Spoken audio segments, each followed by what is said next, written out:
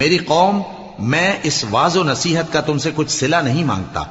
میرا صلہ تو اس کے ذمے ہے جس نے مجھے پیدا کیا، بھلا تم سمجھتے کیوں نہیں؟ اور اے قوم، اپنے پروردگار سے بخشش مانگو،